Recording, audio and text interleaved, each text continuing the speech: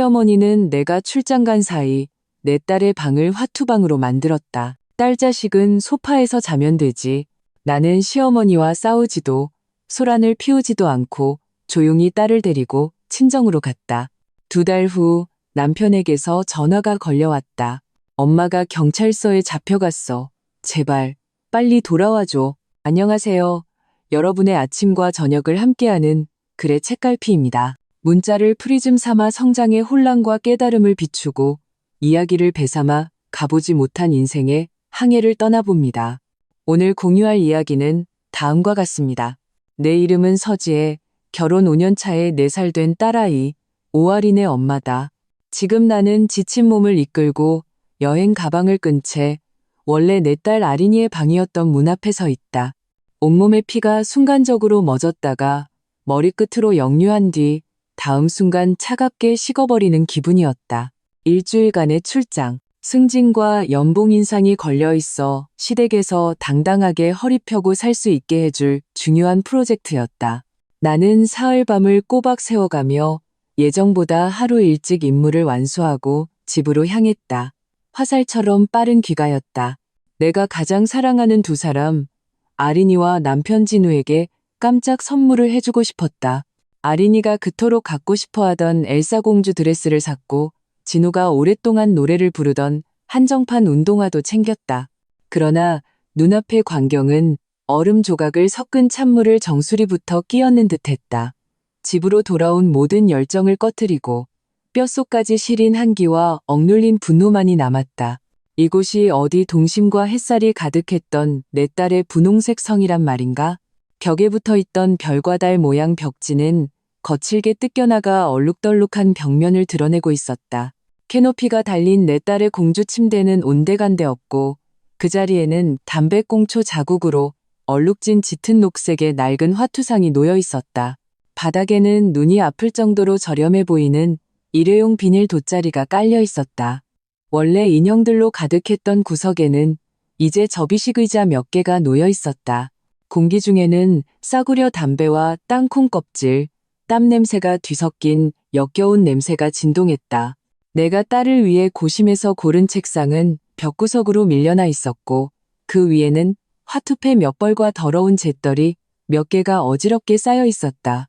이 방에서 유일하게 내 딸의 것이라고 할 수 있는 물건은 화투상과 벽 틈새에 끼어 있는 딸이 가장 좋아하던 무지개 목마뿐이었다. 억울하다는 듯이 비스듬히 놓인 목마의 목에는 누군가 아무렇게나 걸레를 걸어두었다. 심장이 보이지 않는 손에 꽉 쥐어짜이는 듯했다. 질식할 것 같은 고통에 눈앞이 캄캄해졌다. 문틀을 붙잡고서야 겨우 몸을 가눌 수 있었다. 어머, 지혜 왔니? 출장 끝났어? 익숙하면서도 날카로운 목소리가 거실에서 들려왔다.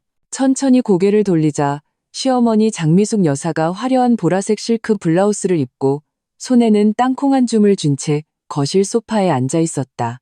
그녀는 땅콩을 까먹으며 내가 익히 아는 까다롭고 무언가를 계산하는 듯한 눈빛으로 나를 위아래로 훑어보았다. 그녀의 발치에는 땅콩 껍질이 어지럽게 흩어져 있었다. 어머니, 목소리가 심하게 잠겨 거의 목구멍에서 쥐어짜내다시피 말했다. 아린이 방, 이게 어떻게 된 거예요? 아, 이 방 말이야. 시어머니는 입안에 땅콩 껍질을 뱉어내고는 아무렇지 않게 손을 털었다. 내가 화투방으로 좀 바꿨지? 얼마나 좋아? 넓고 환하고 우리 동네 할머니들 가끔 와서 화투 치고 놀 때 마땅한 장소가 없었는데 거실에서 치는 것보단 낫지. 거추장스럽고. 그럼 아린이는요? 아린이는 어디서 자요? 내 목소리가 미세하게 떨리는 것이 느껴졌다. 내 소중한 아린이, 이제 겨우 4살인데 아린이? 시어머니가 비웃었다. 그 웃음소리는 마치 손톱으로 유리를 긁는 것처럼 소름 끼쳤다. 그 계집애는 소파에서 자면 됐지. 딸 자식이 무슨 좋은 방이 필요하다고. 그리고 소파가 침대보다 더 푹신하지 않니? 딸 자식이라는 3글자는 독을 바른 비수처럼 정확하게 내 심장을 찔렀다. 그리고는 잔인하게 헤집었다. 피는 그제야 다시 흐르기 시작하는 듯했다. 모든 것을 불태워버릴 듯한 분노를 품고서 하지만 나는 아래 십수를 굳게 깨물고 손톱이 손바닥을 파고들도록 주먹을 쥐었다. 고통으로 스스로를 냉정하게 만들었다. 소리 지를까? 싸울까? 예전의 수많은 날들처럼 조목조목 따질까? 그러면 시어머니는 울고불고 난리를 칠 테고 남편 오진우는 엄마 연세도 있으신데 당신이 좀 참아주면 안 돼? 라며 난처해 할 것이다. 결국 남는 것은 지저분한 감정의 찌꺼기와 더 깊은 피로감뿐이다. 아니, 이번은 다르다. 나는 완전히 더럽혀진 이 방을 보고 역겨운 냄새를 맡고 시어머니의 당연하다는 듯한 모욕적인 말을 들으며 차갑고 단호한 결심 하나가 마음속에서 미친 듯이 자라나는 것을 느꼈다. 이 집은 그녀가 발을 들인 그날부터 이미 나와 진우, 그리고 아린이의 따뜻한 보금자리가 아니었다. 그곳은 시어머니 장미숙의 왕국이 되었고 나와 내 딸은 그 왕국에서 마음대로 희생시키고 짓밟아도 되는 백성에 불과했다. 진우는 내 남편, 아린이의 아빠는 어디에 있는가? 그가 이 모든 것을 묵인했단 말인가? 내가 출장 간 일주일 동안 그는 자기 어머니가 딸의 방을 부수고 화투방으로 개조하는 것을, 그리고 제 딸을 소파에서 재우는 것을 그저 눈뜨고 지켜보기만 했단 말인가? 마음이 납덩이처럼 무겁게 가라앉았다. 여행 가방보다도 훨씬 더 지혜야, 내가 너한테 뭐라 하는 건 아니지만 시어머니는 내가 말이 없자 평소처럼 내가 굴복했다고 생각했는지 더욱 의기양양한 목소리로 말했다. 출장 한번 다녀오면서 뭘 이렇게 많이 사왔어? 돈 좀 아껴 써야지. 진우가 돈 버는 게 쉬운 줄 아니? 남편 생각도 좀 해야지. 여자란 말이야. 살림을 잘해야 하는 거야. 그녀는 끊임없이 잔소리를 늘어놓았다. 귀에 못이 박이도록 들은 말들이었지만 단 한 글자도 귀에 들어오지 않았다. 내 시선은 그녀를 넘어 거실 한쪽에 어지럽게 이불이 쌓여있는 작은 소파로 향했다. 그곳은 한때 나와 진우가 껴안고 영화를 보던 곳이었는데 이제는 내 딸의 임시 침대가 되어버렸다. 나는 내 작은 아린이가 한밤중에 화투패 섞는 소리와 어른들의 시끄러운 소리에 잠이 깨어 졸린 눈을 비비며 작은 베개를 끌어안고 소파 구석에 잔뜩 웅크리고 있는 모습을 상상할 수 있었다. 그 순간 모든 망설임, 모든 걱정, 그리고 이 결혼에 대해 남아있던 마지막 한 톨의 환상까지 모두 사라졌다. 나는 하얗게 질리도록 쥐고 있던 주먹을 펴고 심호흡을 했다. 그리고는 무서울 정도로 평온한 미소를 지어 보였다. 어머니, 말씀이 맞아요. 나는 그녀의 말을 끊었다. 시어머니는 내가 이런 반응을 보일 줄은 전혀 예상하지 못했는지 잠시 멍한 표정을 지었다. 나는 여행 가방을 끌고 그녀를 다시는 쳐다보지 않은 채 딸의 어린이집으로 향했다. 가는 내내 내 머릿속은 정밀하게 작동하는 기계처럼 이상할 정도로 맑았다. 어린이집 선생님에게 전화를 걸어 집에 급한 일이 생겨 아린이를 일찍 데리러 가겠다고 말했다. 그리고 핸드폰 앱을 켜서 가장 빠른 시간에 친정행 비행기 표 2장을 예매했다.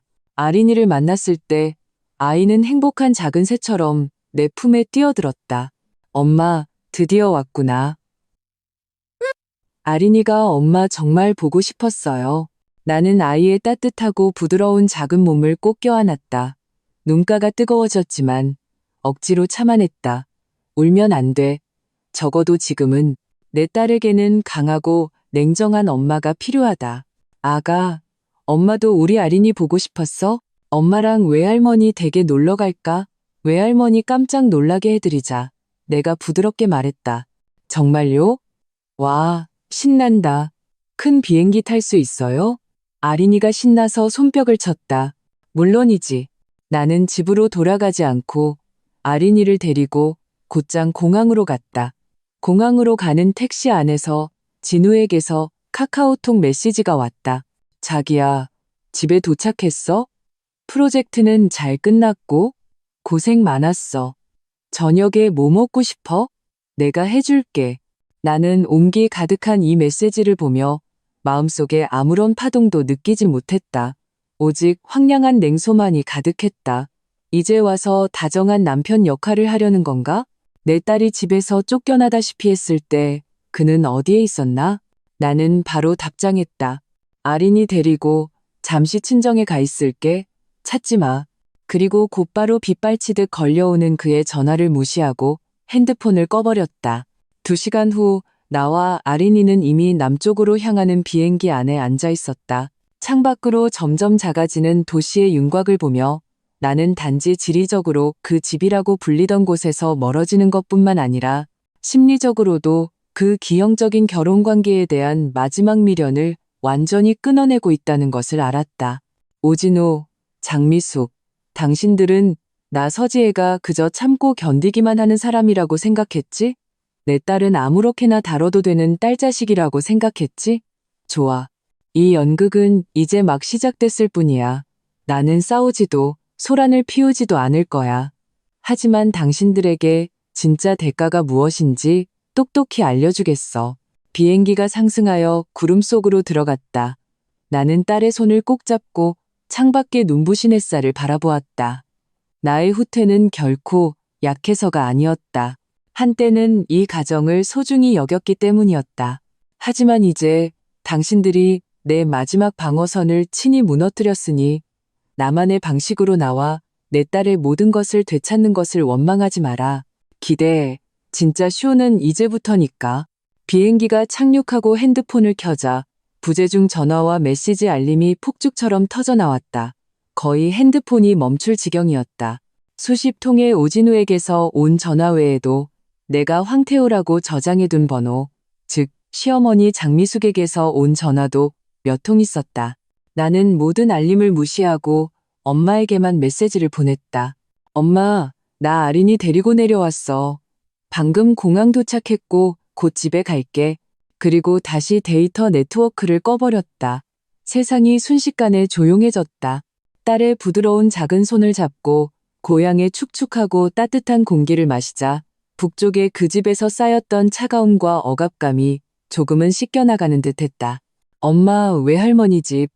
아린이가 공항 밖 익숙한 방향을 가리키며 신나게 외쳤다. 외할머니 집. 나는 딸의 이마에 뽀뽀했다. 이제부터 여기가 아린이랑 엄마 집이야. 그렇다. 나는 결심했다. 이번에는 잠시 친정에 머무는 것이 아니라 화투패 소리와 날카로운 말들로 가득 찬 그 집을 완전히 떠나는 것이다. 그곳은 집이라고 불릴 자격이 없다. 엄마 집에 도착해 문을 열자 음식 냄새가 코를 찔렀다. 앞치마를 두른 엄마가 부엌에서 나오시더니 나와 내 품에 안기는 아린이를 보고는 금세 눈시울이 붉어졌다. 아이고, 내 강아지. 외할머니가 얼마나 보고 싶었는데. 지혜야, 너는 어쩜 말 한마디 없이 이렇게 갑자기 왔어? 엄마는 내 여행 가방을 받아들며 걱정 가득한 눈빛으로 나를 바라보셨다. 딸의 마음은 어머니가 가장 잘한다고 했던가. 내가 아무렇지 않은 척했지만 뼛속까지 스며든 피로와 냉담함은 숨길 수 없었다. 엄마, 별일 아니야. 그냥 엄마 보고 싶어서 좀 쉬고 싶기도 하고. 나는 엄마를 걱정시키고 싶지 않아 억지로 미소를 지었다. 저녁 식사 후 지쳐 잠든 아린이를 눕히고 나서야 나는 엄마와 거실에 마주 앉았다. 따뜻한 조명 아래 나는 마침내 모든 가면을 벗어던지고 출장에서 돌아와 목격했던 그 광경과 시어머니가 했던 말들을 그대로 전했다. 이야기를 다 들은 엄마는 화가 나서 손가락을 떨며 테이블을 세게 내리쳤다. 세상에 이런 법이 어디 있어. 장여사, 그 늙은 여우가 감히 내 손녀한테 너한테 어떻게 그럴 수가 있어? 진우는? 걔는 뭐 송장이야? 지 엄마가 너희 모녀를 그렇게 괴롭히는데 가만히 보고만 있었단 말이야? 나는 씁쓸하게 웃었다. 그 사람 아마 또 양쪽에서 눈치만 봤겠죠. 아니면 아예 모르는 척 했거나. 엄마, 나 이제 지쳤어. 정말 지쳤어. 이번엔 다시 돌아가지 않을 거야. 엄마는 나를 보셨다. 눈 속의 분노는 점차 안타까움으로 바뀌었다. 엄마는 내 손을 잡았다. 오랜 세월 일하느라 거칠어진 손이었지만 더없이 따뜻하고 힘이 있었다. 돌아가지 마. 우리 딸 돌아가지 마. 지혜야, 여기서 지내. 엄마 집은 언제나 너랑 아린이 집이야. 살고 싶은 만큼 살아. 그 인간들이 얼마나 잘 사나 한번 보자. 그 사람들 없다고 내 딸이 굶어 죽기라도 하겠어? 엄마의 단호하고 나를 지지해주는 눈빛에 나는 결국 참았던 눈물을 터뜨렸다. 시댁에서 아무리 서러운 일을 당해도 이를 악물고 참을 수 있었지만 돌아와라는 엄마의 한마디는 내 모든 방어선을 무너뜨렸다. 그날 밤 나는 결혼 전 내 방에서 잠이 들었다. 곁에는 새근새근 잠든 딸이 있고 문 밖에는 나를 지켜주는 엄마가 있었다. 오랜만에 느끼는 평온함이 나를 감싸 안아 눈물이 날 것 같았다. 나는 내 선택이 옳았다는 것을 알았다. 그리고 다음 날부터 오진우와 그의 엄마의 전화 폭격은 절정에 달했다. 나는 오진우의 첫 번째 전화만 선택적으로 받았다. 전화를 받자마자 그의 다급하면서도 원망 섞인 목소리가 들려왔다. 지혜야, 너 도대체 어떻게 된 거야? 말 한마디 없이 아린이 데리고 친정에 가? 핸드폰은 왜 꺼놓고? 사람 걱정되게. 나는 수화기에 대고 차분하게 말했다. 내가 어떻게 됐냐고? 오진우, 당신 엄마한테 물어봐야지. 아니면 당신 자신한테 물어보든가.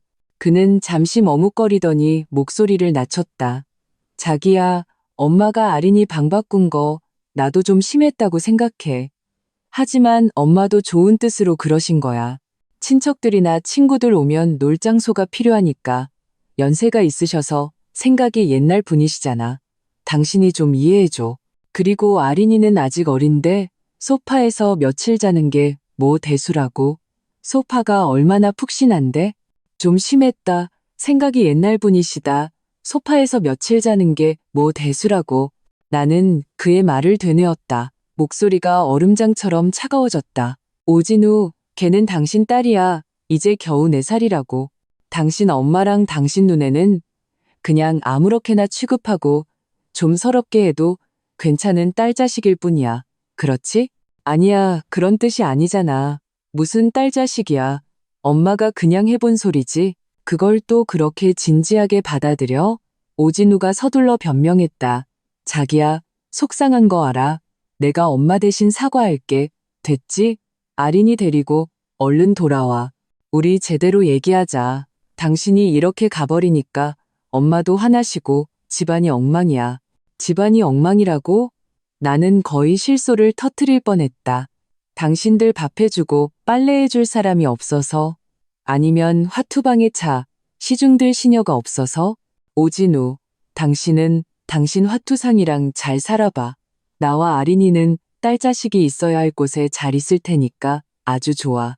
말을 마친 나는 그대로 전화를 끊고 그의 번호를 차단 목록에 추가했다. 마음이 죽는다는 것은 한순간의 붕괴가 아니라 조금씩 식어가는 과정이었다. 그가 소파에서 며칠 자는 게 뭐 대수라고 말했을 때 그에 대한 마지막 부부의 정마저 완전히 소멸했다. 이어서 시어머니 장미숙의 전화가 걸려왔다. 나는 전화를 받고 녹음 버튼을 눌렀다. 역시나 첫 마디부터 따지고 드는 날카롭고 귀에 거슬리는 목소리였다. 서지혜, 너 아주간이 배 밖으로 나왔구나? 감히 내 손녀를 데리고 친정으로 도망가? 이게 지금 무슨 짓이야? 누구한테 시위하는 거니? 당장 돌아와. 진우가 하루 종일 일하느라 얼마나 힘든데 집에 와서 따뜻한 밥 한 끼도 못 먹고 이게 무슨 꼴이야? 나는 담담하게 말했다. 어머님, 진우 씨는 손발 멀쩡해서 굶어 죽지 않아요. 그리고 친어머니이신 어머님이 계시잖아요. 어머님이 해주시면 되죠. 뭐? 그녀는 내 말에 기가 막혔는지 더욱 화를 냈다. 내가 걔 엄마지 평생 걔를 돌봐줄 수 있겠니? 너는 걔 아내잖아. 그게 내 본분이야. 잘 들어. 당장 아린이 데리고 돌아와서 진우한테 사과해. 그럼 이 일은 없던 걸로 해줄게. 안 그러면요? 내가 말을 끊었다. 안 그러면 어머님 아들더러 저랑 이혼하라고 하실 건가요? 좋아요. 언제든지 환영이에요. 아린이는 제 딸이고 제가 키울 겁니다. 아린이를 딸 자식 취급하는 할머니께는 패 끼치고 싶지 않네요. 그리고 한 가지 알려드리죠. 그 화투방, 소음이랑 화재 안전에 신경 쓰시는 게 좋을 거예요. 누가 신고라도 하면 어쩌시려고요. 서지혜, 네가 감히 나를 저주해? 아주 뒤집어졌구나, 네가. 시어머니는 전화기 저편에서 길길이 날뛰며 소리쳤다. 나는 그녀가 내뱉는 귀에 담지 못할 욕설을 더는 듣지 않고 전화를 끊었다. 그리고 똑같이 차단했다. 세상이 다시 조용해졌다. 그들은 내 침묵과 부재를 그저 또 한 번 쉽게 주무를 수 있는 무능한 분노라고 생각할 것이다. 며칠 지나 내가 화가 풀리거나 진우가 좋은 말을 몇 마디 해주면 예전처럼 꼬리를 내리고 돌아가 순종적인 며느리 노릇을 계속할 거라고 믿고 있을 것이다. 그들은 틀렸다. 내가 싸우지도 소란을 피우지도 않는 것은 두려워서가 아니다. 힘을 비축하고 떠날 길을 냉정하게 계획하며 때를 기다리고 있기 때문이다. 그들이 정신을 차리고 나와 내 딸을 모욕한 대가를 치르게 될 바로 그때를. 그 후에 나날들은 이상할 정도로 바빴다. 나는 회사의 사정을 설명하고 장기 휴가를 신청했다. 다행히 그동안 쌓아온 실적과 프로젝트 성과 덕분에 이 정도의 휴식 기간을 가질 수 있었다. 그리고 나는 대학 동기인 친구에게 연락했다. 그녀는 유명한 이혼 전문 변호사였다. 나는 양육권과 재산 분할에 대한 모든 세부 사항을 상담했다. 결혼 기간 동안 내가 그 가정을 위해 쏟아부은 모든 증거를 정리했다. 내 월급 명세서 대부분은 생활비와 시어머니의 용돈으로 쓰였다. 딸을 위해 구매한 물품 기록, 심지어는 시어머니의 도를 넘는 발언들을 몰래 녹음해둔 음성 파일까지. 동시에 나는 딸과 함께 시간을 보냈다. 공원에 데려가고 놀이공원에 가고 글자를 가르치고 그림을 그렸다. 딸이 엄마 집 베란다에서 즐겁게 뛰어다니며 걱정 없는 웃음을 되찾는 것을 보며 나는 내 선택이 옳았음을 더욱 확신했다. 건강한 성장 환경은 겉으로만 완전해 보이지만 억압과 차별로 가득 찬 가정보다 훨씬 더 중요했다. 시간이 흘렀다. 오진우는 다른 번호로 나에게 전화를 걸거나 메시지를 보냈다. 처음에는 비난과 원망이었지만 나중에는 사과와 애원으로 바뀌었다. 말투는 점점 부드러워졌지만 핵심은 변하지 않았다. 내가 돌아와서 표면적인 평화를 유지하길 바라는 것이었다. 나는 일절 답하지 않았다. 가끔 답장을 해도 아린이 방은 어떻게 처리할 생각이야? 당신 엄마가 내 딸 앞에서 딸 자식이라고 말한 거 어떻게 해결할 건데? 라고 냉정하게 물을 뿐이었다.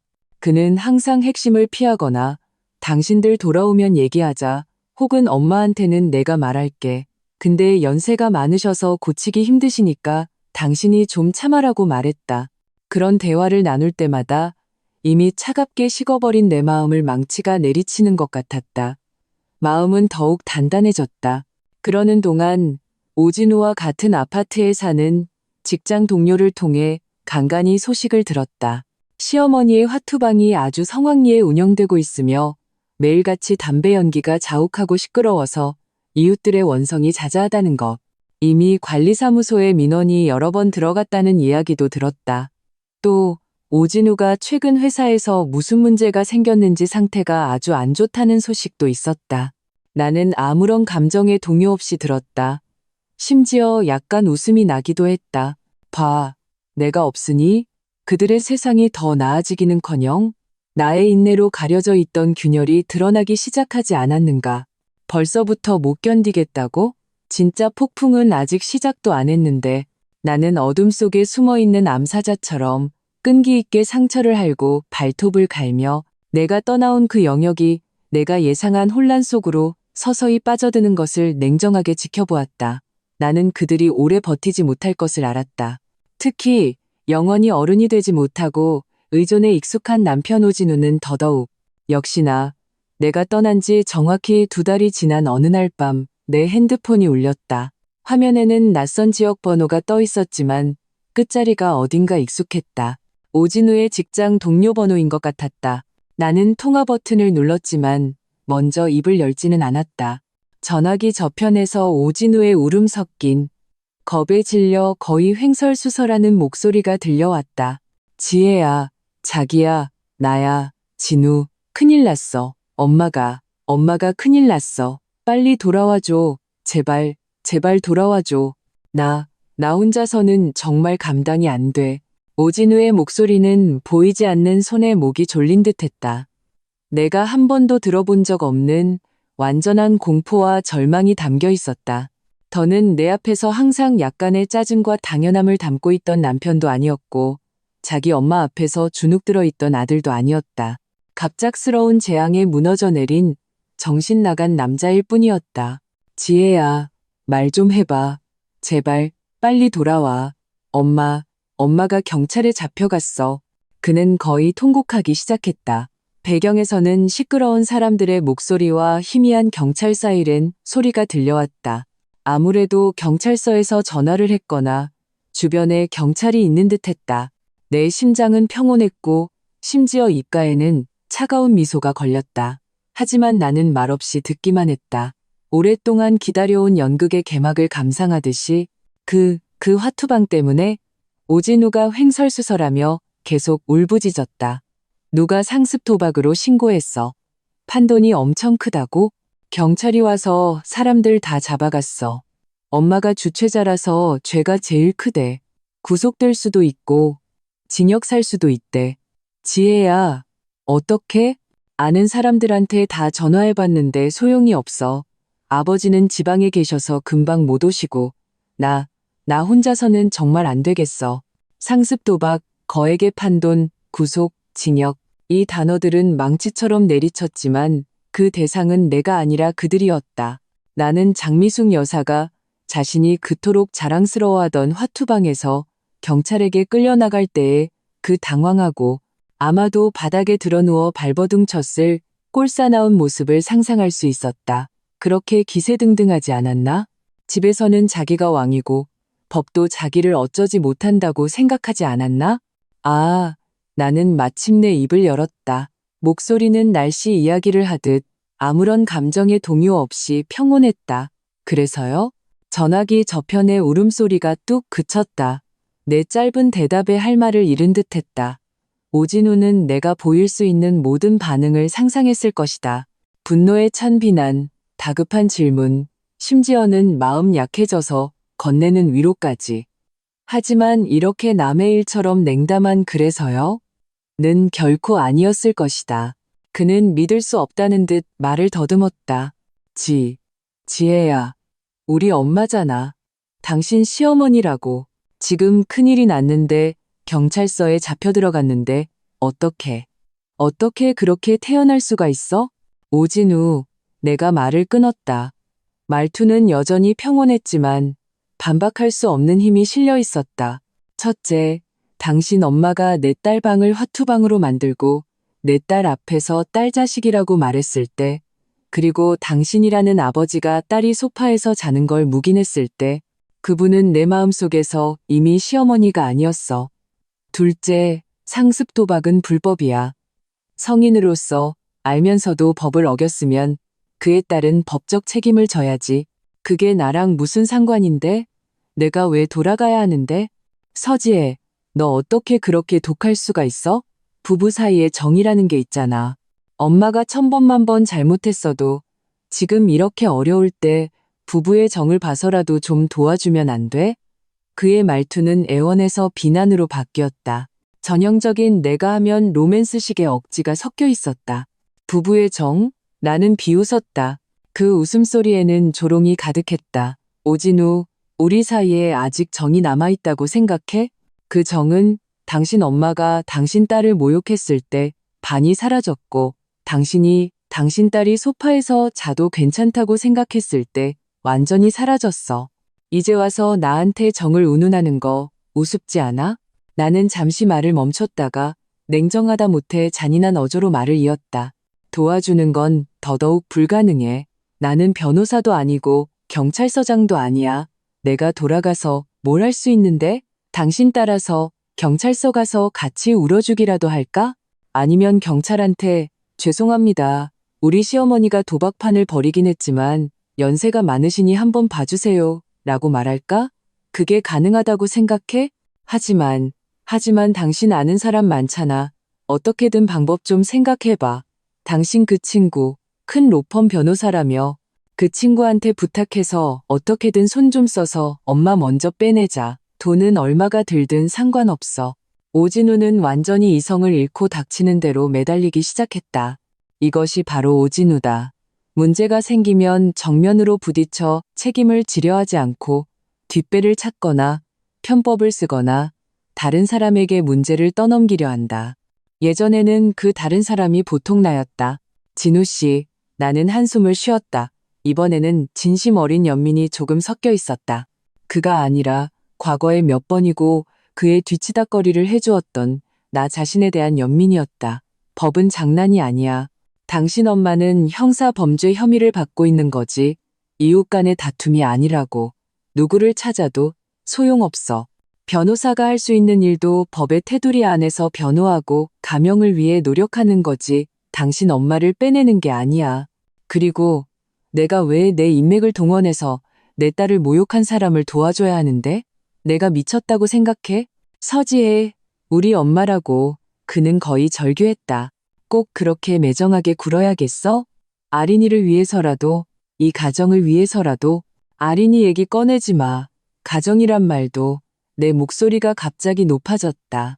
여전히 음량을 조절하고 있었지만 그 안에 담긴 냉기는 전화선 너머의 그를 얼어붙게 하기에 충분했다.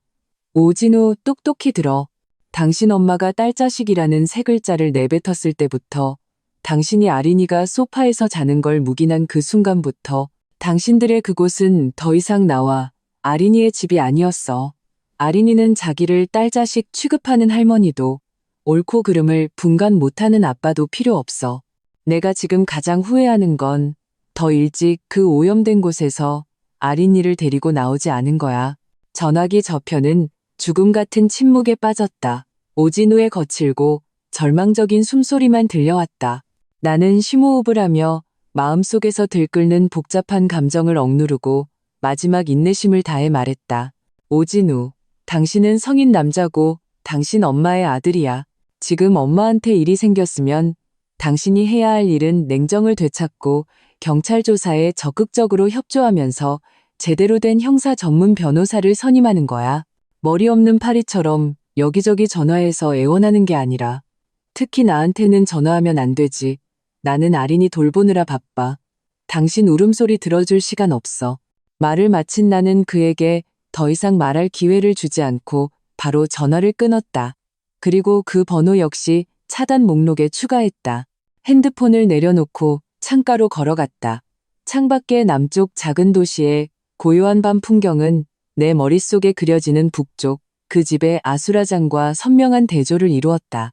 상상했던 것만큼 통쾌하지는 않았다. 오히려 무거운 피로감이 몰려왔다. 하지만 그보다 더 큰 해방감을 느꼈다. 봐, 그들이 없어도 나와 아린이의 세상은 여전히 돌아가고 심지어 더 평온하고 아름다워졌다.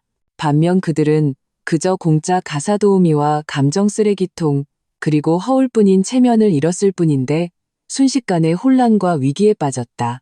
이것은 단지 시작에 불과했다. 그 후 며칠간 내 세상은 이상할 정도로 고요했다. 나는 아린이를 데리고 아이가 흥미를 보이는 유아미술 학원에 등록했고 엄마를 모시고 종합 건강검진을 받았다. 결과가 좋아 마음이 놓였다. 나 자신도 피부관리실에 가서 관리를 받고 훨씬 단정하고 세련돼 보이는 스타일로 머리를 잘랐다. 나는 의도적으로 오진우 집안의 소식을 듣지 않으려 했지만 어떤 정보들은 생각지도 못한 경로를 통해 내 귀에 들어왔다. 예를 들어 엄마가 시장에 장을 보러 갔다가 우리 도시에서 은퇴 후 이사 온 먼 친척 이모를 만났다. 그 이모는 엄마를 붙잡고 비밀스럽게 말했다. 언니, 미숙이네 무슨 일 났어요?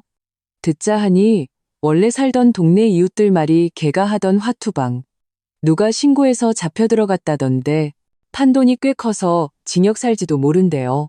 아들 진우는 여기저기 사람 구하러 다니느라 이래도 지장이 있는 것 같고 참 쯧쯧. 엄마는 돌아와서 그 이야기를 내게 전해주며 한숨을 쉬셨지만 눈빛에는 동정심보다는 그럴 줄 알았다는 시원함이 더 많았다. 꼴 좋다. 제 발등 제가 찍었지. 그래도 진우 그 녀석은 불쌍하네. 저런 엄마를 만나서. 나는 담담하게 말했다. 엄마, 오진우는 이제 애가 아니에요. 30이 넘었어요.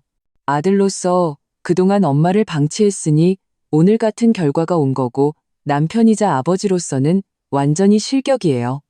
불쌍할 거 하나도 없어요.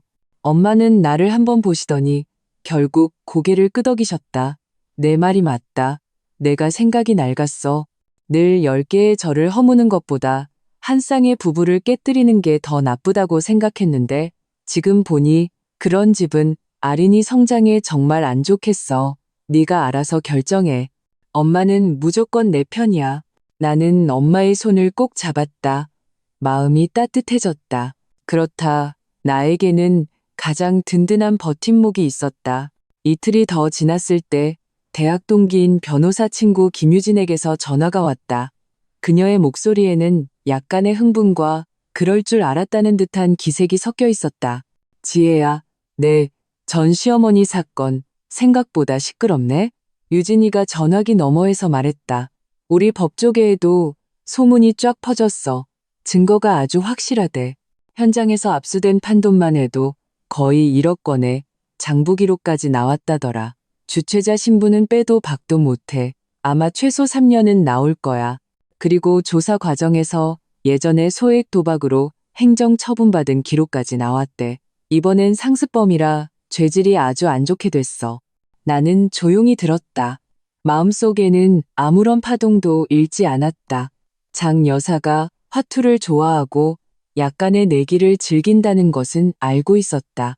예전에 진우에게 넌지시 주의를 준 적도 있었지만 그는 늘 엄마 취미가 그거 하나인데 뭐 작게 하는 건 괜찮아라고 말했다. 봐라, 작은 것을 방치하니 결국 큰일이 터지지 않았는가. 지혜야, 근데 그거 알아?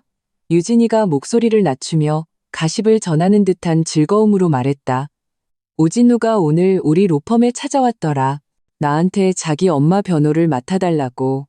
네가 저번에 한 말을 듣긴 들었나 봐. 진짜로 큰 변호사를 찾아온 거지.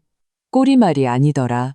눈은 퀭하고 수염은 덥수룩하고 나 보자마자 무릎이라도 꿇을 기세였어.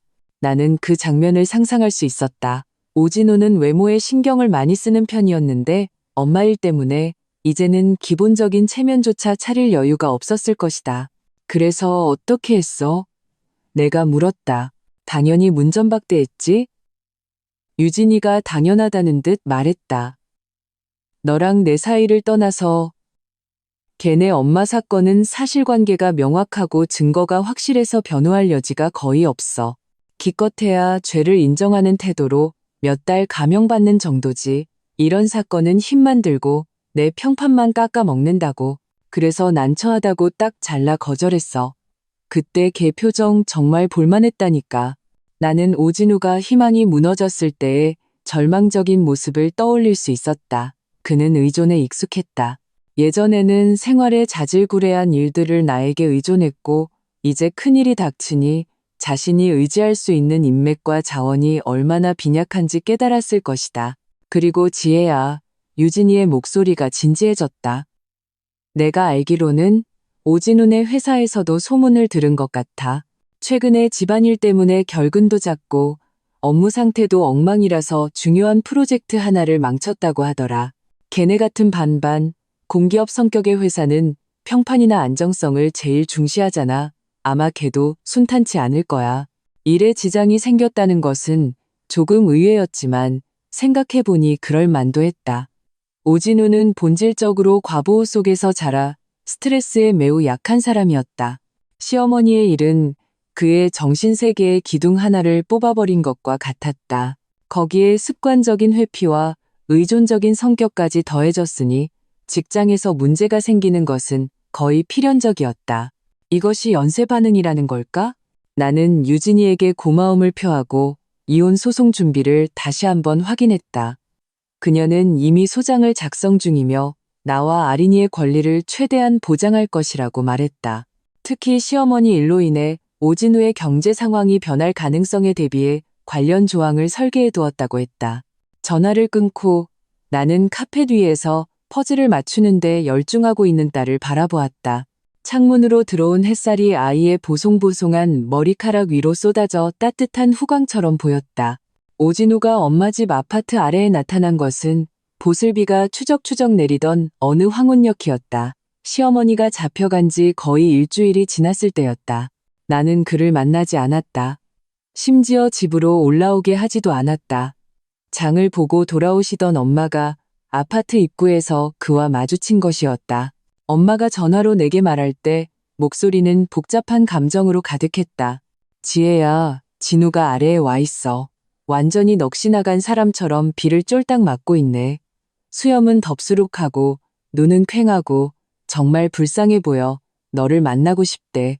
할 말이 있다는데 나는 거실 창가에 서서 커튼 한쪽을 살짝 들고 아래를 내려다보았다. 희미한 안갯빛 속에서 한때 내 남편이었던 그 남자는 넉나간 조각상처럼 화단 옆에 멍하니 서 있었다. 빗물이 그의 헝클어진 머리카락을 타고 흘러내려 초췌한 얼굴을 적셨다. 한때 그가 가졌던 근거 없는 우월감은 이제 비참함과 절망으로 완전히 대체되었다. 불쌍한가? 그럴지도. 하지만 내 마음은 얼음장처럼 차갑게 굳어 있었다. 나는 딸의 억울했던 눈빛을 잊을 수 없었고 화투상으로 더럽혀졌던 아이의 방을 잊을 수 없었다. 그리고 그와 그의 엄마가 내뱉었던 그 모진 말들도 잊을 수 없었다. 그의 불쌍함은 나와 아린이가 받았던 상처를 지울 수 없었다. 엄마, 제가 만나지 않을 거라고 전해주세요. 그냥 돌아가라고요. 내 목소리는 전화를 통해 아무런 감정의 동요 없이 평온하게 전달되었다. 엄마는 한숨을 쉬고는 아래로 내려가 말을 전했다. 나는 그가 오진우 앞에 서서 몇 마디 하는 것을 보았다. 오진우는 흥분해서 아파트 안으로 들어오려고 했지만 엄마가 막아섰다. 그는 팔을 휘두르며 격렬하게 무언가 항변하는 듯 했다. 빗물과 눈물이 뒤섞여 더욱 비참해 보였다. 잠시 후 엄마가 올라오셨다. 안 가려고 하네. 너를 만나기 전에는 안 가겠대. 자기 엄마가 실형을 살지도 모른다고, 아버지도 충격으로 몸져 누우셨다고, 자기는 이제 정말 막다른 길에 몰렸다고 하더라. 막다른 길? 나는 냉소했다. 당시에 나와 아린이가 그 집이라는 곳에서 쫓겨나다시피 떠나왔을 때 우리가 막다른 길에 몰렸을 거라고는 누가 생각이나 했을까? 내버려 두세요. 비 맞고 싶으면 맞으라고 하세요. 나는 커튼을 내리고 아린이에게 과일을 준비해 주러 돌아섰다. 엄마, 마음 약해지시는 건 알지만 외손녀가 당했던 서러움은 잊지 마세요. 엄마는 고개를 끄덕이셨다. 더 이상 아무 말도 하지 않으셨다. 이번에 내가 단단히 마음먹었다는 것을 아셨기 때문이다. 아래층의 오진우는 황혼부터 밤이 깊어질 때까지 서 있었다. 비는 그치지 않았다. 그동안 그는 계속해서 내게 전화를 걸었다. 나는 엄마 핸드폰으로 마지막으로 한 번 받았다. 그는 미친 듯이 사과하고 애원하고 심지어는 횡설수설하며 협박하기도 했다. 내가 도와주지 않으면 자기는 끝장이고 이 가정도 끝장이라고. 가정? 나는 전화기에 대고 딱 한마디 했다. 오진우, 당신이 아린이가 소파에서 자는 걸 묵인한 그날부터 이 가정은 이미 끝났어. 당신이 지금 해야 할 일은 남자답게 당신 엄마와 당신이 저지른 이 난장판을 수습하는 거야. 여기서 나와 내 가족을 괴롭히는 게 아니라. 그리고 엄마에게 핸드폰을 무음으로 해달라고 부탁했다. 그날 밤 오진우가 언제 떠났는지는 모른다. 다음 날 아침 아래층은 텅 비어 있었다. 비에 젖은 땅만이 어젯밤의 일을 증명하고 있었다. 그렇게 조용히 이틀이 더 지났다. 나는 그가 마침내 포기했거나 현실을 받아들이고 엄마를 위해 변호사를 선임했을 거라고 생각했다. 하지만 나는 그의 문제 회피와 타인 의존 성향을 과소평가했다. 그는 더 이상 아파트 아래로 찾아오지는 않았지만 다른 방식을 택했다. 어디서 구했는지 내 가장 친한 친구이자 변호사인 유진이의 개인 번호로 연락해 메시지 폭격을 시작했다. 애원하고 울고 심지어는 유진이가 변호사로서 죽어가는 사람을 외면해서는 안 된다는 식의 도덕적 압박까지 가했다. 내 얼굴을 봐서라도 도와달라고. 유진이는 통화 녹음 파일과 메시지 일부를 캡처해서 나에게 보내왔다. 말투에는 조롱과 어이없음이 섞여 있었다. 지혜야, 네 전남편 정말 가관이다. 자기 엄마가 법을 어겼으면 법에 따라 최선의 결과를 얻을 생각을 해야지 계속 편법만 찾고 있네. 심지어 나한테까지 도덕적 잣대를 들이대? 제정신이 아닌 것 같아. 나는 그 메시지들을 보았다. 오진우의 글에는 막다른 길에 몰린 공포와 온 세상이 나를 배신했다는 식의 논리가 가득했다. 그는 문제의 근원이 어디에 있는지 끝까지 모르거나 알기를 거부했다. 내가 고개를 끄덕이고 유진이가 손을 쓰면 모든 것이 예전으로 돌아갈 수 있다고 믿는 듯했다. 때가 되었다. 더 이상 그가 파리처럼 사방을 헤집고 다니며 나와 내 주변 사람들을 괴롭히게 둘 수는 없었다. 그에게 현실을 완전히 직시하게 해야만 했다. 나는 유진이에게 변호사 명의로 오진우에게 정식으로 내용 증명을 보내달라고 부탁했다. 내용은 간단했다.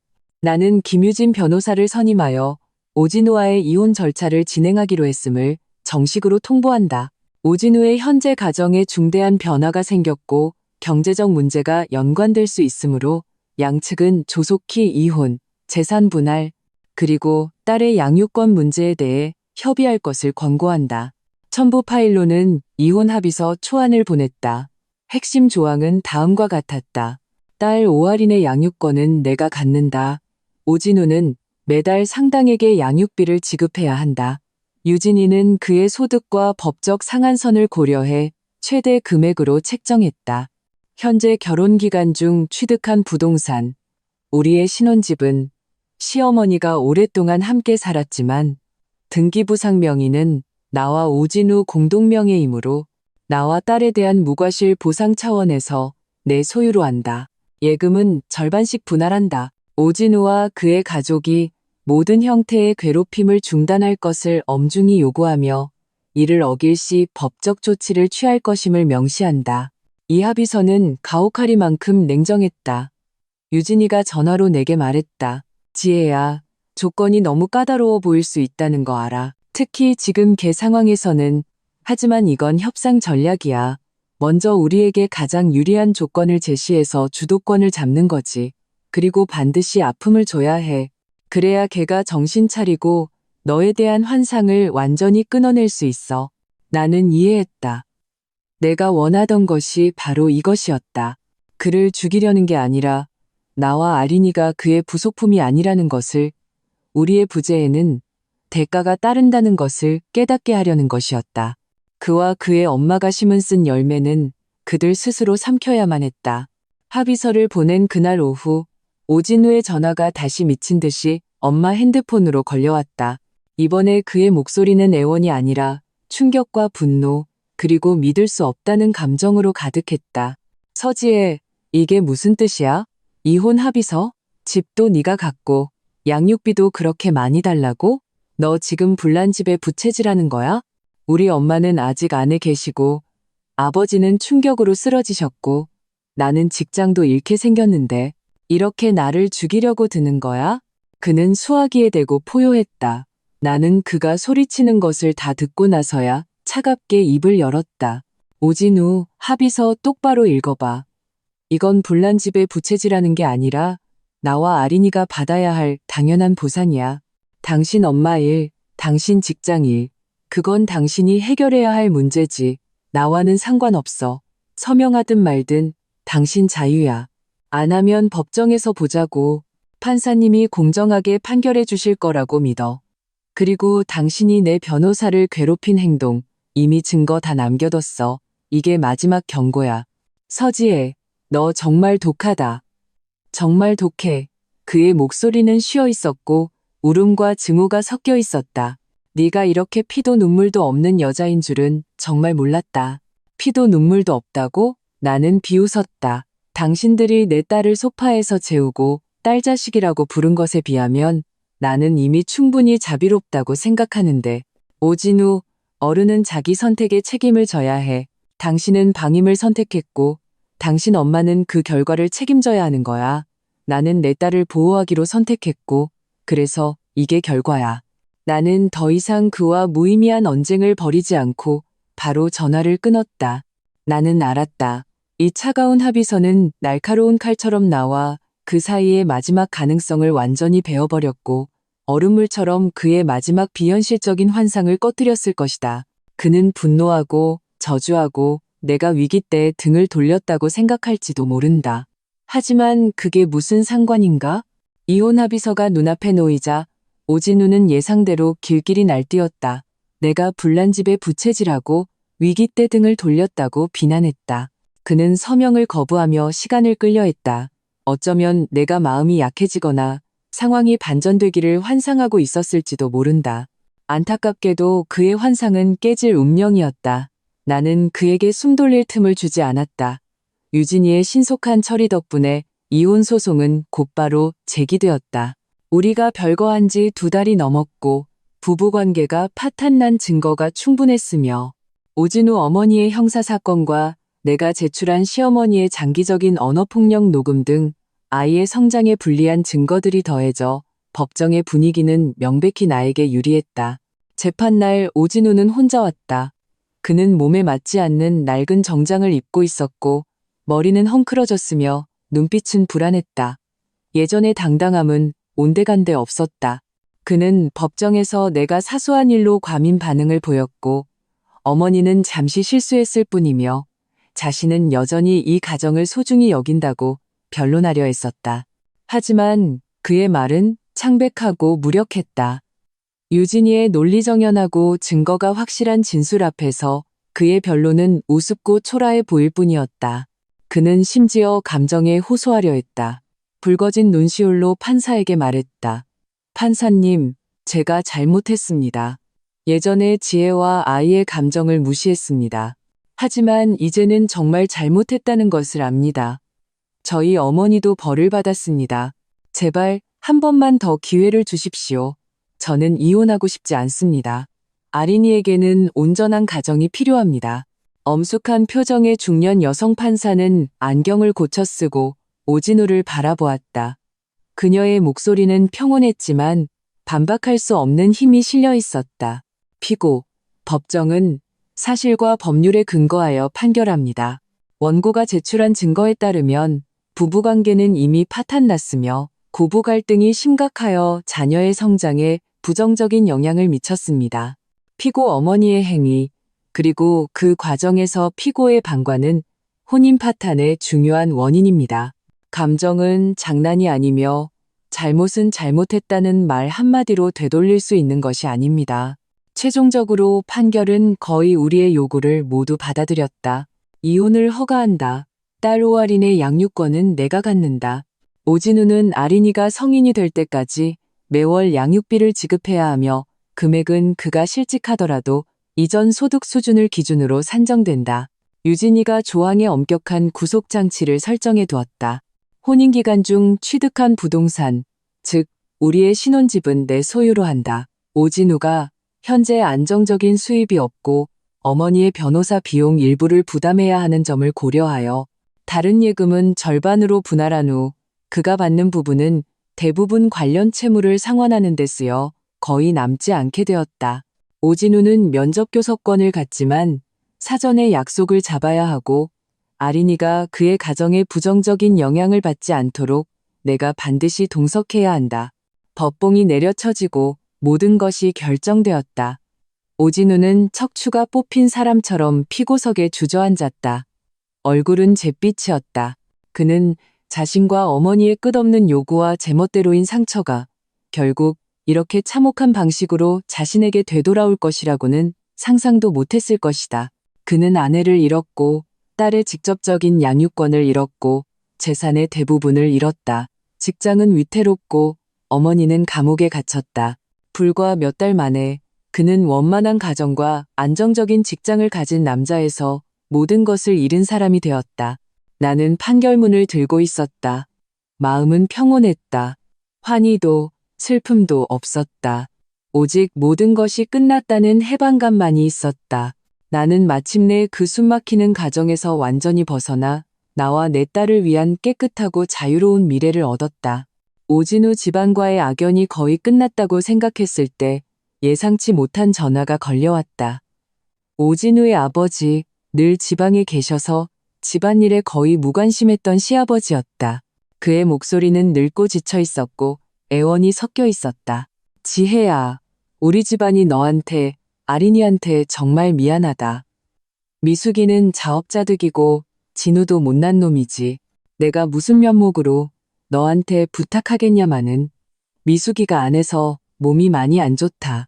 고혈압이 심해져서 사람 꼴이 아니야. 그 사람이 너를 한번 보고 싶어 한다.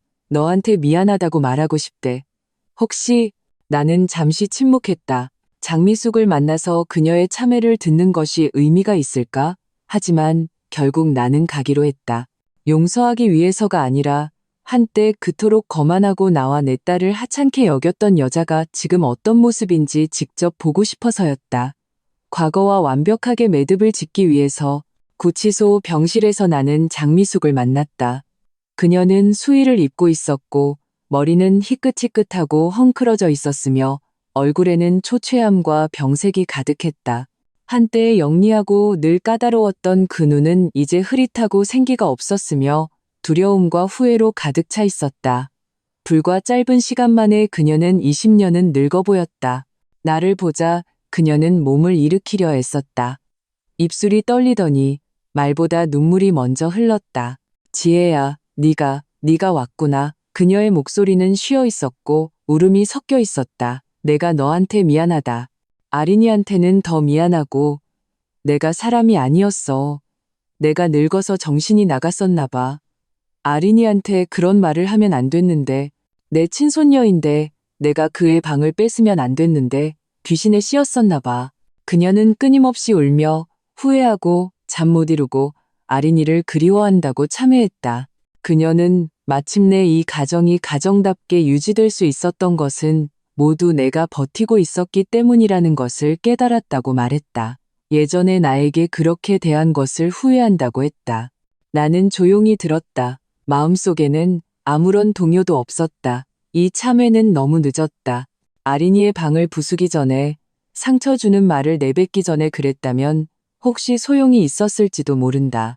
하지만 지금 그녀의 눈물은 감옥에 갇혀 모든 것을 잃은 후의 공포와 절망에서 비롯된 것일 뿐 진정한 깨달음에서 나온 것이 아니었다.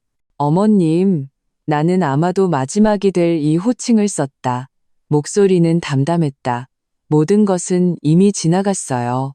법은 어머님께 합당한 벌을 내렸고 저와 아린이도 새로운 삶을 시작했어요. 어머님의 사과는 받겠습니다. 하지만 용서하고 말고는 이제 중요하지 않아요. 앞으로 진우 씨와 함께 몸 잘 챙기세요. 아린이는 제가 잘 키울 겁니다.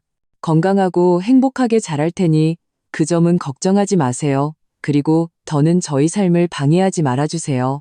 말을 마친 나는 일어섰다. 그녀의 창백한 얼굴과 절망적인 눈빛을 더는 보지 않고 병실을 떠났다. 그녀의 참회는 그녀 자신의 구원이든 고통이든 더 이상 나와는 상관없는 일이었다. 나의 길은 앞에 있었다. 이혼 판결이 확정된 후 내가 가장 먼저 한 일은 아린이를 데리고 한때는 나의 수많은 고통스러운 기억을 담고 있었지만 이제는 완전히 우리 것이 된 그 집으로 돌아가는 것이었다. 열쇠 수리공을 불러 현관문 잠금 장치를 교체했다. 새 열쇠 2개를 손에 쥐었을 때 하나는 내 것, 하나는 아린이가 크면 주려고 소중히 보관했다. 그 문을 열었을 때의 기분은 복잡했다. 집안에는 오랫동안 사람이 살지 않은 듯한 퀴퀴한 냄새가 났다. 시어머니의 잡동사니가 여기저기 널려 있었고 특히 그 화투방은 더욱 그랬다. 화투상은 먼지가 쌓인 채 그대로 있었고 구석에는 미처 치우지 못한 담배꽁초와 땅콩 껍질까지 있었다. 하지만 이번에는 더 이상 억압감이나 분노를 느끼지 않았다. 이제 이곳은 나의 성이고 내가 주인이었다. 나는 즉시 청소업체를 불렀다. 그리고 소매를 걷어붙이고 직접 그 화투방을 처리하기 시작했다. 고물상에 연락해 그 짙은 녹색의 화투상과 접이식 의자들을 모두 치워버렸다. 고작 몇만 원을 받았을 뿐이다. 내 딸의 행복한 공간을 차지했던 그 흉물스러운 물건이 문 밖으로 실려나가는 것을 보며 나는 형언할 수 없는 쾌감을 느꼈다. 이어서 인테리어 업체에 연락해 벽을 새로 칠하고 아린이가 좋아하는 분홍색 계열의 친환경 벽지와 부드러운 카펫을 깔았다. 새로운 공주 침대, 새로운 책상, 새로운 책장. 나는 조금씩 아린이가 좋아하는 대로 그녀만의 동화 왕국을 다시 만들어 나갔다. 나는 장미숙과 화투상이 이곳에 남긴 모든 흔적을 완전히 지워버리고 싶었다. 그 과정에서 나는 시어머니가 남긴 모든 개인 물품도 정리했다. 상자에 담아 시아버지께 가져가시라고 연락했다. 말이 없고 부쩍 늙어 보이는 그 노인 앞에서 나는 별다른 말을 하지 않았다. 그저 정중하고 거리감 있게 물건을 건넸을 뿐이다. 새롭고 햇살과 동심으로 가득 찬 방이 마침내 완성되었을 때 나는 아린이를 데리고 문 앞에 섰다. 아이는 눈을 동그랗게 뜨고 와 하는 감탄사를 내뱉었다. 그리고 행복한 작은 새처럼 방 안으로 뛰어들어가 새 침대에서 뒹굴고 새로 산 거대한 테디베어를 꼭 껴안았다. 엄마, 이게 제 새 방이에요? 정말 예뻐요? 예전보다 훨씬 더 예뻐요? 아이의 작은 얼굴은 흥분으로 빨갛게 달아올랐다.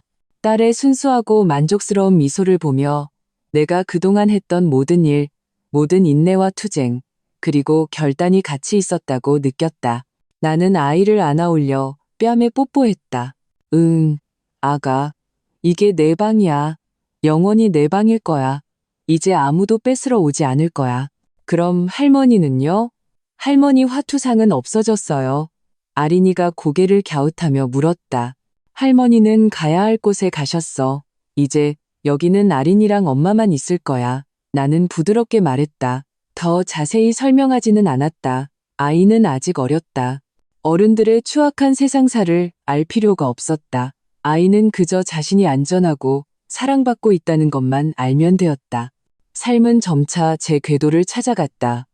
나는 장기 휴가를 마치고 직장에 복귀했다. 이전 프로젝트를 훌륭하게 마친 덕분에 순조롭게 승진하고 연봉도 올랐다. 더 큰 발전 가능성과 더 풍족한 수입이 생겨 나와 딸이 여유롭게 살기에 충분했다. 나는 심지어 아린이의 미래 교육을 위해 좋은 학군 지역의 집을 알아보기 시작했다. 하지만 과거의 그림자가 완전히 사라진 것은 아니었다. 오진우는 실직, 이혼, 어머니의 수감이라는 여러 충격 속에서 완전히 무너진 듯했다. 그는 첫 달 양육비를 내지 못했고 오히려 틈만 나면 낯선 번호로 내게 전화를 걸어왔다. 어떤 날은 술에 취해 울며 후회하고 나와 딸이 얼마나 보고 싶은지 하소연했다. 또 어떤 날은 격분하여 내가 자기 인생을 망쳤다며 피도 눈물도 없는 여자라고 저주했다. 때로는 비굴하게 애원하며 아린이를 보게 해달라고 하거나 심지어 재결합을 제안하기도 했다. 나는 그의 모든 연락을 냉정하게 처리했다. 면접 교섭권은 판결에 따라 엄격하게 이행했다. 그의 감정이 안정되고 사전에 약속을 잡는다는 전제하에 아파트 단지 공원에서 내 감독하에 짧게 아린이를 만나는 것을 허락했다. 하지만 그는 매번 퇴폐적이고 날카로운 기운을 풍기며 나타났고 아린이는 그를 무서워하며 내 등 뒤로 숨었다. 한두 번 만나고 나니 그 스스로도 무안했는지 기본적인 생활조차 어려운 상황에 처해더는 찾아오지 않았다. 양육비는 독촉하지 않았지만 유진이를 통해 정식으로 내용 증명을 보냈다. 기한 내에 지급하지 않을 경우 법원에 강제 집행을 신청할 것이며 그럴 경우 채무 불이행자 명부에 등재되어 향후 재취업이나 대출 등에 심각한 영향을 미칠 수 있음을 명확히 고지했다. 나는 그에게 조금의 동정도 보여서는 안 된다는 것을 알았다. 아주 작은 양보라도 그가 거머리처럼 다시 달라붙어 나와 딸이 어렵게 되찾은 평화를 깨뜨릴 수 있었다. 하루하루가 지났다. 아린이는 새 어린이집에 잘 적응했고 예전보다 훨씬 밝고 활발해졌다. 나는 일과 가정을 모두 잘 해냈다. 바쁘긴 했지만 마음은 충실하고 평온했다. 가끔 엄마와 통화하며 고향 소식을 들었고 주말에는 아린이를 데리고 유진이 같은 친구들과 어울렸다. 삶은 소박하고 따뜻했다. 삶은 평온하게 흘러갔지만 내 마음속 마지막 거점은 늘 그곳에 맴돌았다. 완전히 개조되어 새롭게 태어난 아이의 방. 그곳은 아린이의 행복한 성이었지만 이 집 자체는 여전히 너무나 많은 끔찍한 기억을 담고 있었다. 예전에 시어머니 방이었던 문을 지날 때마다 거실의 어느 구석을 볼 때마다 과거의 다툼과 화투패 소리가 희미하게 들리는 듯했다. 이 집은 마치 거대한 깨끗이 씻었지만 여전히 얼룩이 남은 캔버스 같았다. 나는 이런 캔버스 위에 나와 아린이를 위한 완전히 새롭고 밝은 미래를 그릴 수 없었다. 지리적 위치나 학군도 최선이 아니었다. 나는 깨달았다. 진정으로 완전한 이별은 리모델링이 아니라 이 공간을 완전히 떠나는 것이라는 것을. 그 생각이 한번 들자 더없이 명확하고 확고해졌다. 이것이 내가 아린이에게 그리고 나 자신에게 주는 마지막이자 가장 중요한 선물이 될 것이다. 물리적 공간부터 심리적 차원까지 완전히 순수하고 깨끗한 새로운 시작점. 나는 주말을 이용해 조용히 새 집을 물색하기 시작했다. 목표는 명확했다. 우수한 학군, 신축 또는 준신축 아파트, 훌륭한 관리 시스템, 햇살이 잘 드는 구조. 곧 나는 평판이 아주 좋은 신도시에서 마음에 드는 집을 찾았다. 인테리어가 완료된 상태로 나온 매물이었는데 전 주인이 직장 발령으로 급히 팔게 되어 내부가 새 집처럼 깨끗했다. 가장 좋은 점은 넓은 베란다가 있어 아파트 중앙 정원을 볼 수 있다는 것이었다. 그리고 무엇보다 그곳에 배정되는 유치원과 초등학교가 시에서 최고 수준이었다. 나는 거의 망설이지 않았다. 이혼 시 분할받은 예금과 승진 후 모은 돈, 그리고 주택담보대출을 합쳐 순조롭게 그 집을 계약했다. 서류에 서명하는 순간 내 마음은 미래에 대한 기대로 가득 차 날아갈 듯 기뻤다. 다음은 낡은 집을 처리하는 일이었다. 나는 부동산의 매매를 위탁했지만 한 가지 특별한 조건을 달았다. 집을 보러 올 때는 반드시 예약을 해야 하며 내가 자리에 없을 때만 가능하도록. 나는 더 이상 오진우 집안과 관련된 사람과 마주치고 싶지 않았다.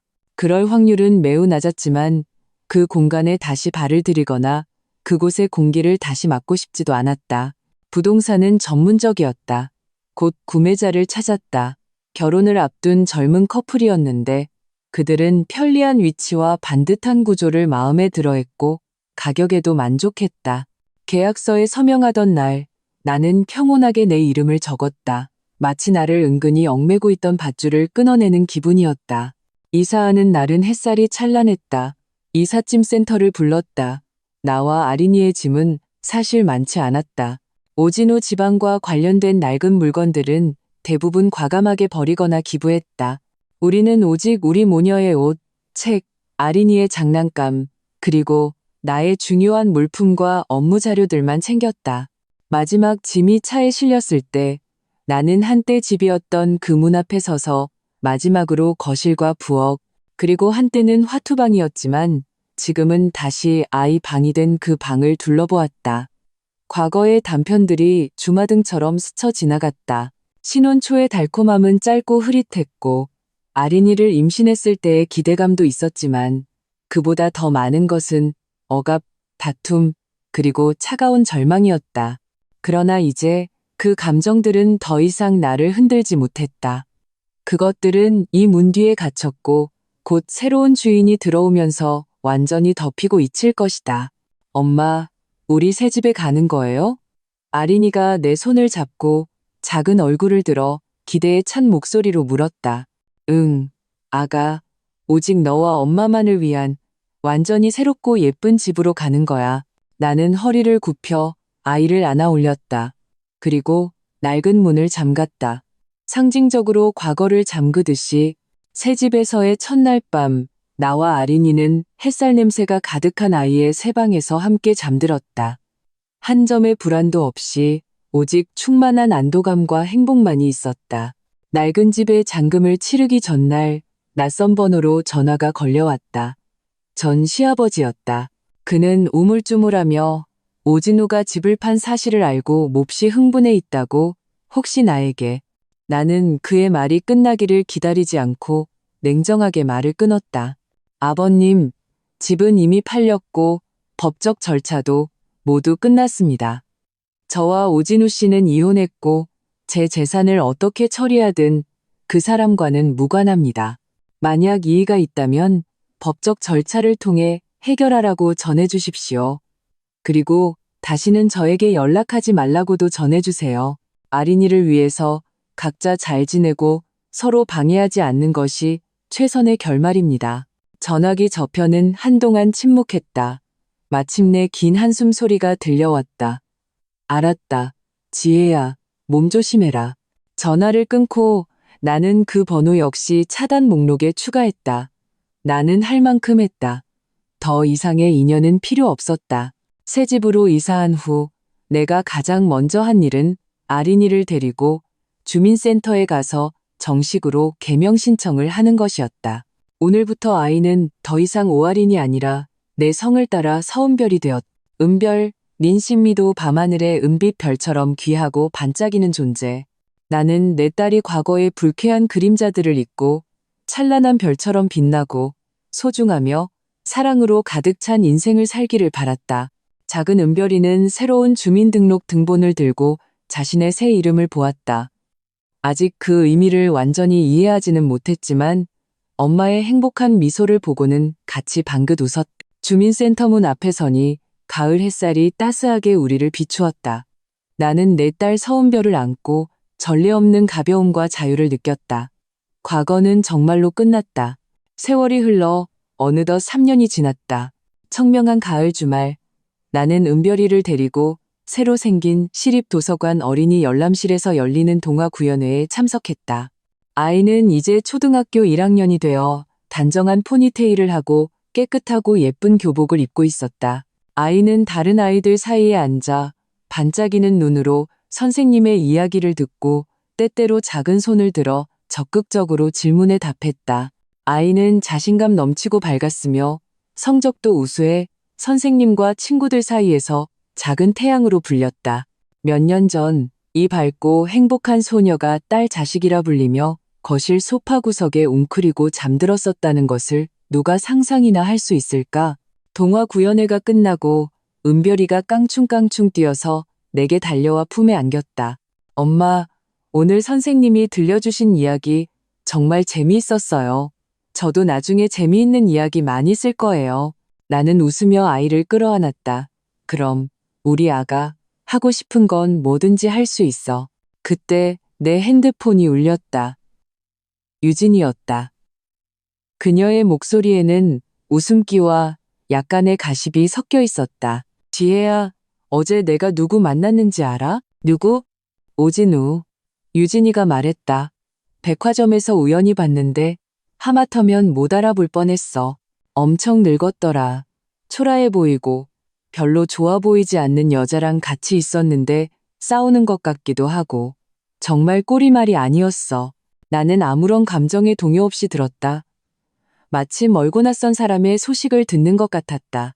오진우는 몇 군데 직장을 전전했지만 안정적이지 못했고 그의 아버지 건강도 좋지 않아 집안의 부담이 크다고 들었다. 그의 인생은 그가 반복해서 내린 선택과 타협 속에서 명백한 궤도를 따라 흘러가고 있었다. 하지만 그 모든 것은 이제 나와는 상관없는 일이었다. 아, 그래? 나는 담담하게 대답했다. 참, 유진아. 다음 주에 은별이 학교 공개 수업인데 올 거지? 네가 보고 싶대. 가야지, 당연히 가야지. 우리 조카딸 응원하러 가야지. 유진이는 금세 화제를 돌렸다. 전화를 끊고 나는 은별이의 손을 잡고 햇살이 가득한 집으로 가는 길을 걸었다. 우리의 새 집은 그 우수한 학군 지역에 있었고 환경은 아름다웠으며 이웃들과도 잘 지냈다. 내 커리어도 꾸준히 성장하여 회사의 중간 관리자가 되었고 더 많은 자율성과 성취감을 얻었다. 물론 삶에는 바쁨과 스트레스도 있었지만 더 이상 그 숨막히는 억압과 끊임없는 부정은 없었다. 세월은 고요하고 현재는 평온하다. 이것이 아마도 행복의 가장 좋은 모습일 것이다. 가끔 나는 그 어두웠던 결혼 생활을 장미숙과 오진우를 떠올린다. 미움도 그들의 불행을 기뻐하는 마음도 없다. 마치 흐릿한 다른 사람의 비극적인 이야기를 보는 것 같다. 나는 절망 속에서 마침내 용감하게 벗어나 배수의 진을 쳤던 나 자신에게 감사한다. 나의 침묵은 나약함이 아니라 모든 힘을 비축하여 결정적인 한 방을 날리기 위함이었고 화려하게 돌아서기 위함이었다. 나의 양보는 다른 사람을 위한 것이 아니라 나와 내 딸을 더 잘 위하기 위함이었다. 엄마, 저기 봐요. 하늘의 구름이 꼭 아기 토끼 같아요. 은별이가 신나서 하늘을 가리켰다. 나는 아이가 가리키는 방향을 바라보았다. 푸른 하늘 위로 하얀 구름이 둥실 떠다니며 여러 가지 귀여운 모양으로 변하고 있었다. 그러네, 정말 그렇다. 나는 아이의 부드러운 작은 손을 꼭 잡았다. 나의 소중한 별은 새롭게 열린 하늘 아래에서 자유롭고 행복하게 자라고 있었다. 그리고 우리의 미래는 이 가을의 맑은 하늘처럼 넓고 빛으로 가득했다.